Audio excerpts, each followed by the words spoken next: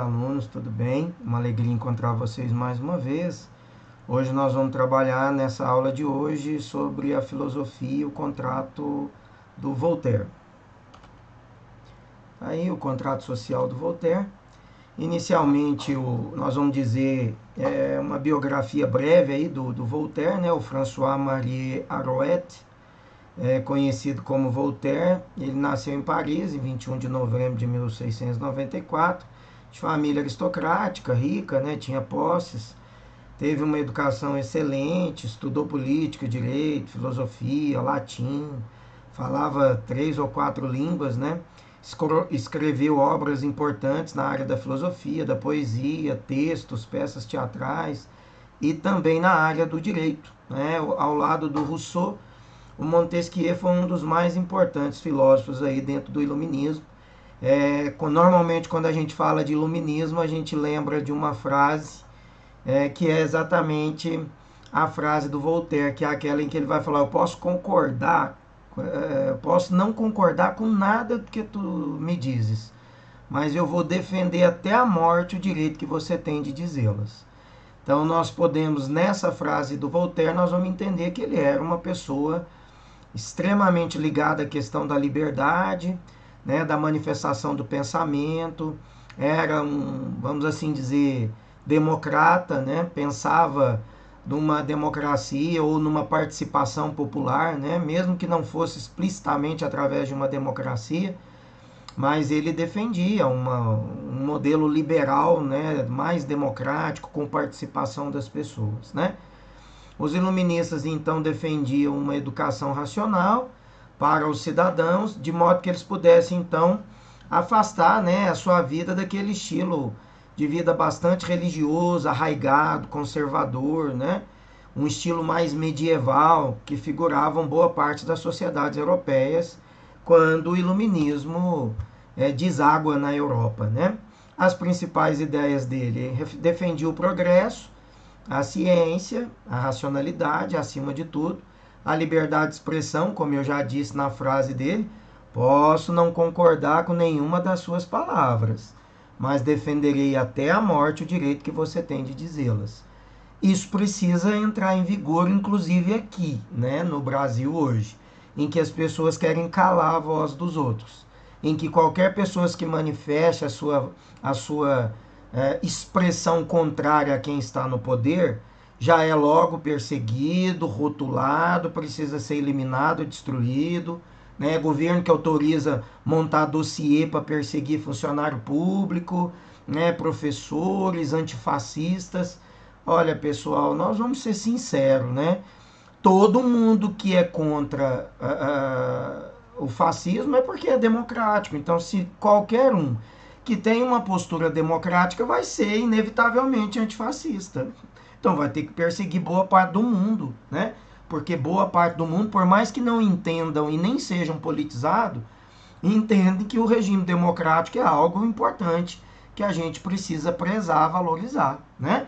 E a frase do Voltaire está mostrando exatamente isso para nós, né? As questões da gente poder ter a liberdade de expor o que a gente pensa, mesmo que eu vou contrariar os que gostam do governo X ou os que gostam do governo Y, né? Eu não preciso ficar fabricando fake news para ficar combatendo aquele que é o meu rival, o meu adversário político, só para não permitir que esse meu adversário possa ser votado, para que eu tenha razão absoluta em cima de tudo e me torne mito, e me torne símbolo, assim como Mussolini, Hitler, todo mundo que usava desse tipo de estratégia. É errado, né? É errado, totalmente errado, né? Então, o Voltaire tem toda a razão. Ele está dizendo, ó, apelidado entre seus colegas, né, de polemistas e satírico, né? Ele expunha suas opiniões e críticas às instituições, aos dogmas religiosos, e eu acho que toda pessoa autêntica tem que fazer, né? É lógico que nós não vamos ficar extrapolando nos limites, né? Tem muita gente que confunde liberdade de expressão com liberdade de fazer maldade, liberdade de praticar crime, né? Fazer fake news, inventar mentira para perseguir, caluniar outros, não pode, né? Fazer passeata, manifestação para fechar Congresso ou Supremo, não pode. Eu não posso fazer uma manifestação para queimar índio, para queimar negro na praça. A liberdade de expressão tem limite, né? Ela tem limite. E qual é o limite? O limite da lei. A lei diz o que pode e o que não pode. A nossa liberdade de expressão, ela é válida, ela precisa ser construída. Não dá para a gente ficar a favor de um movimento que quer tolher a opinião das pessoas. E o Voltaire era extremamente crítico a isso. Eu me coaduno com o Voltaire porque eu sou extremamente claro em tudo aquilo que eu digo. As minhas aulas eu nunca deixo de falar aquilo que é ou aquilo que deixa de ser. Porque eu sou autêntico. A gente precisa defender aquilo que a gente estudou, que você tem um conhecimento histórico, que você pode falar sobre aquilo. Eu não estou falando do que eu imagino, do que eu suponho. Eu estou falando do que eu estudei, do que eu estou vendo, do que eu tenho certeza. Né? Então a gente precisa sim expressar, a gente precisa sim colocar a nossa cara à tapa, mas as pessoas precisam entender que os outros têm direito de pensar diferente de nós. Que os outros podem ter estudado um pouco mais. Que os outros podem conhecer um pouco mais da história, da filosofia, da política. E, portanto, talvez teriam mais know-how para falar a respeito daqueles temas. Eu não vou aqui me aventurar a falar de um tema como geometria espacial. Eu não sei, eu não domino, vou ficar dando palpite em geometria espacial, não é? Então, a gente tem que ter a coerência de saber que em determinadas coisas eu posso dar uma opinião, né, mas em outras eu não posso ficar defendendo intransigentemente o que é crime, o que é ilegal, o que viola a Constituição, né? E isso tem que ficar claro, porque aqui é o estudo de uma ciência humana. E a ciência humana precisa ter racionalidade crítica, assim como Voltaire fazia, né? Então, em sua maioria, né, a obra desse francês, ela falava sobre as questões sociais, ela falava sobre as políticas voltadas para a filosofia. Ele foi um crítico, um crítico no sentido de avaliar, né, a postura dentro da Revolução Francesa, em 1789. Ele também escreveu e manifestou e fez uma crítica histórica, filosófica, a respeito da independência dos Estados Unidos. Então vocês estão vendo que ele está falando de tudo que era movimento político, de libertação, de revolução burguesa, né? Ele sabia o que estava falando, porque ele estudou sobre isso, né? Então, dentro das obras do Voltaire, o que nós vamos encontrar aí? Olha, as críticas às imposições e abundantes gastos do clero, né? O abuso, o gasto abusivo, a luxúria dentro do clero, a defesa do uso da racionalidade da educação como base racional e científica e não religiosa, né? Não dá para a gente ver como agora a gente está vendo gente usando religião para criticar o aborto da menina de 10 anos que foi violentada, né? Não dá para a gente ficar usando a religiosidade contra a lei, né? A nossa Constituição, no artigo 5º, ela lá no inciso 8º, ela vai dizer, olha, é livre a manifestação religiosa, o cuidado do templo, não pode impedir a manifestação religiosa, não pode impedir ou entrar num templo religioso e impedir as liturgias, não pode. Mas, no outro inciso, no 8º, né, esse é o 7º, 8º, ele vai dizer, só que eu não posso usar a religiosidade para me escusar a cumprir aquilo que a lei manda. Eu não posso usar a religiosidade para ir contra a determinação judicial, para ir contra a determinação legal. Tá? Então tá claro, tá na nossa Constituição, artigo 5º, e não tem o que a gente falar a respeito disso, né?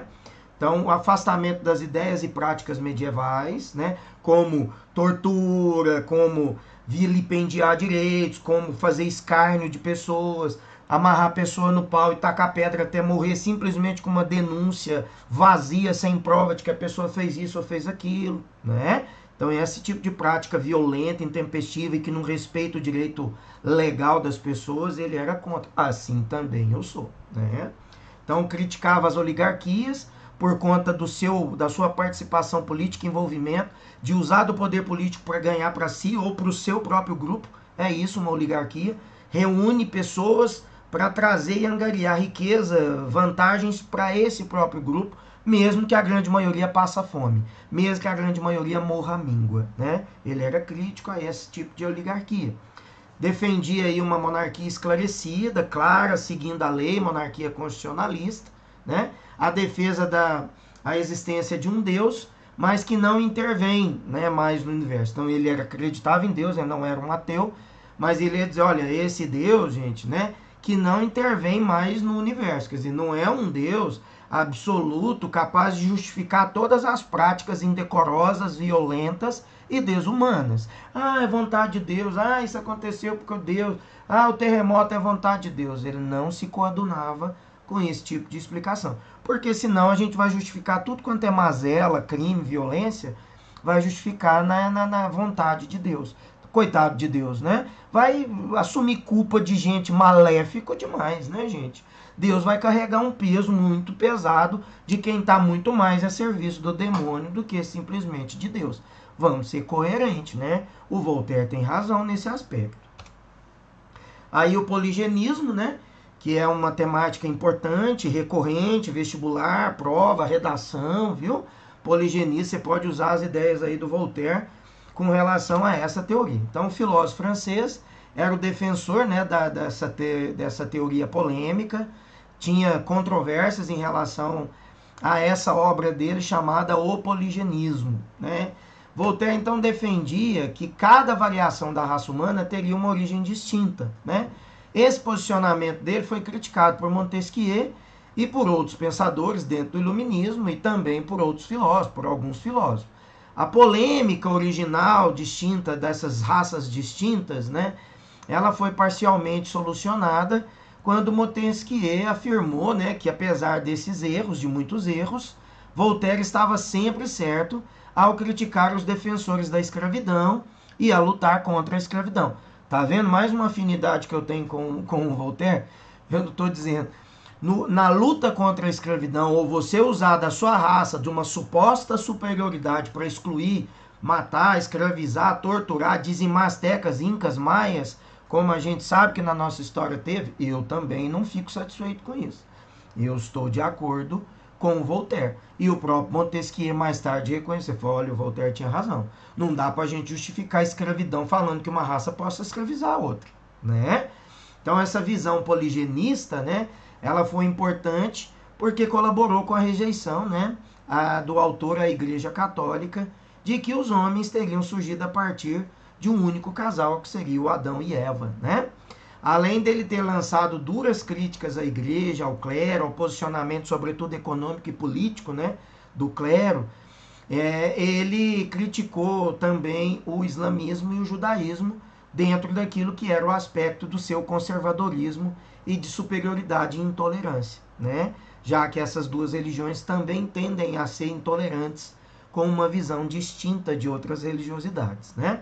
A ideia e crenças, então, difundidas por essas três religiões patriarcais, né, soberanas, um tanto quanto conservadoras, eram, pelo Voltaire, consideradas uma forma de imposição da fé e das suas crenças, e isso levava a uma intolerância, né?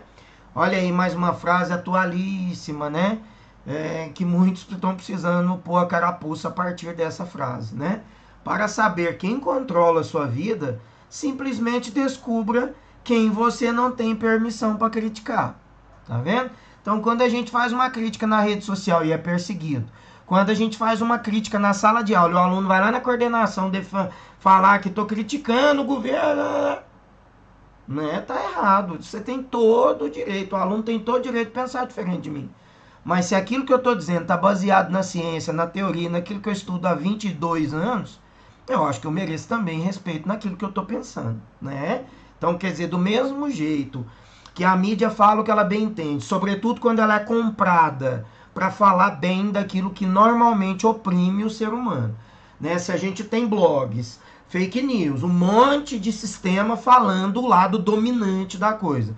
Quando você tem um lado que condena isso exatamente porque estudou, avaliou e sabe os nuances do que está por detrás do cenário político, aí a gente não pode falar. Aí você está fazendo apologia contra, aí é coisa de esquerda, é coisa de comunismo, de tal. Quer dizer, eu já disse para vocês nas nossas aulas online que eu não suporto mais esse tipo de acusação por não aceitar a opinião de quem estuda sobre o assunto, gente. Eu não sou obrigado a me coadunar com gente que me vigia. Que porque eu dou uma manifestação na rede social, sou perseguido por um batalhão de gente que é a favor daquilo que está impondo morte, impondo uma série de prejuízos no nosso país e no mundo. Não é? As pessoas têm direito de errar, mas elas também têm direito de acertar. as pessoas têm direito de manifestar, não é? Então, se você quer saber quem está controlando sua vida, basta ver quem está te vigiando, quem fica te vigiando. Né? Quem que eu não posso criticar? Opa, não posso criticar. Ah, não posso pôr um outdoor. Não pode. Então você está vendo que está controlando. E se tem esse tipo de controle não amparado na lei, gente, é porque é sim uma natureza conservadora, uma natureza autoritária. Tá? Então, olha, o filósofo interpretava a burguesia francesa como sendo ineficiente, parasita, corrupta, envolvida com o clero, normalmente para prejudicar o povo, para prejudicar os mais simples, né? Era extremamente opressora, responsável por divulgar dogmas e conservadorismo da igreja, que se coadunava com a prática de exploração, como vender indulgência, como a perpetuação no poder de políticos ou de grupos ligados a essas oligarquias interessadas em poder, interessadas em dinheiro, oligarquias que financiavam campanhas milionárias para manter políticos sempre governando em prol do interesse delas. A gente tem isso também no Brasil, vocês sabem muito bem, né? Então, as críticas políticas mais fortes foram tecidas contra a democracia nesse sentido de governos democráticos que se coadunavam para explorar, para impor um tipo de verdade entre as pessoas e explorar a ilusão, o desconhecimento ou mesmo a ignorância das pessoas, tá? O pensador, então, o Voltaire afirmava que a democracia servia apenas para aumentar a quantidade de pobres e analfabetos. É por isso que ninguém quer investir em educação de qualidade. É por isso que quando você fala em votar o Fundeb, você viu partidos conservadores votando contra a aprovação do Fundeb, que é o que financia a educação pública no Brasil, né? Tudo isso, gente, está escancarado na nossa frente. Você vê de quem parte as práticas, você vai entender do que eu estou dizendo, né? É isso mesmo. A gente precisa fazer a leitura da prática para você entender o que o professor aqui está tentando mostrar para vocês através de uma atualização da teoria filosófica, da qual eu estudo há 25 anos, gente, né?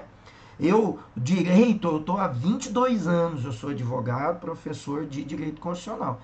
Mas na filosofia, na área da ciência humana, eu estou há 25 anos já. Eu comecei muito cedo. Mais da metade da minha vida dando aula e estudando esse tema. Eu tenho 45 anos, 25 eu dou aula, né? Então, mais ou menos, a gente vai adquirindo experiência, né?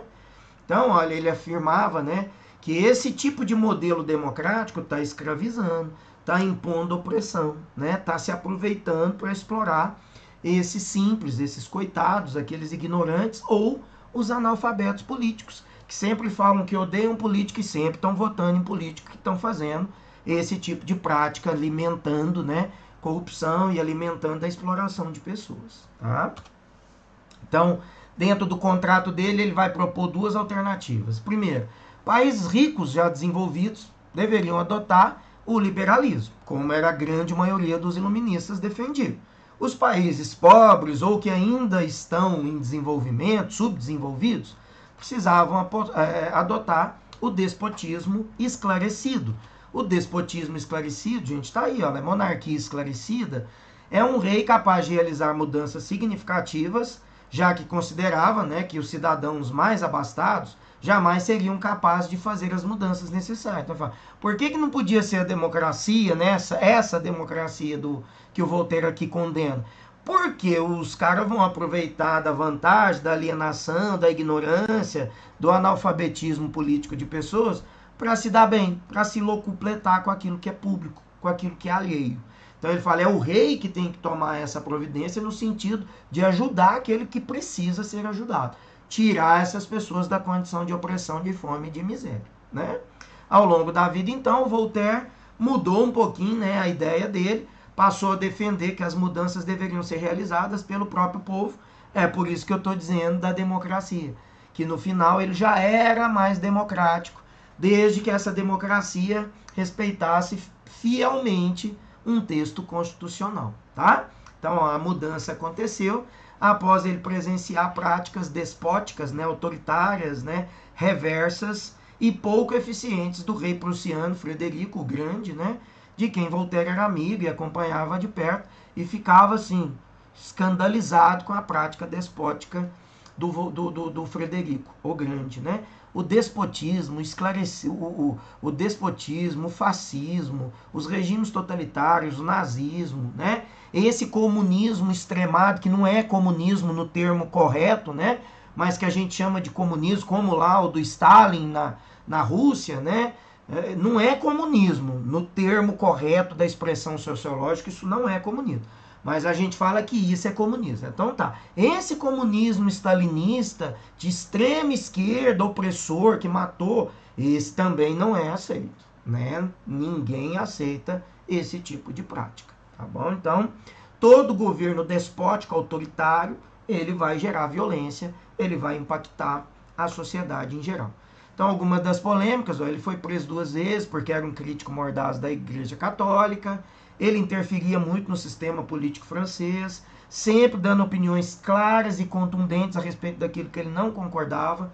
Ele defendia uma linha de pensamento, né, conhecida como liberalismo, que é típico dos iluministas, resguardava as liberdades civis, que era um defensor de direito civil, de liberdades fundamentais, né, assim como eu também acho que todos nós devemos, né, garantir e devemos defender os direitos humanos, as liberdades fundamentais, né? Isso é o que garante a nossa condição de dignidade humana, né? E ao longo do tempo aí, né, ele também sofreu processos, né?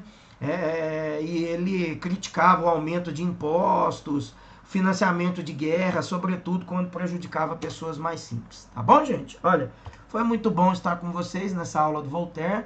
Eu agradeço a presença, me desculpem a franqueza de algumas palavras, mas todas atreladas ao tema, tá? E eu espero que vocês vão adquirindo a maturidade crítica, política, filosófica, sociológica, para fazer uma análise ao longo desse processo histórico e a gente sair da mesmice e começar a pensar com um olhar crítico e autônomo, tá bom? Um grande abraço, bons estudos, façam os exercícios, vamos junto rumo à aprovação dos vestibulares e do Enem. Tudo de bom.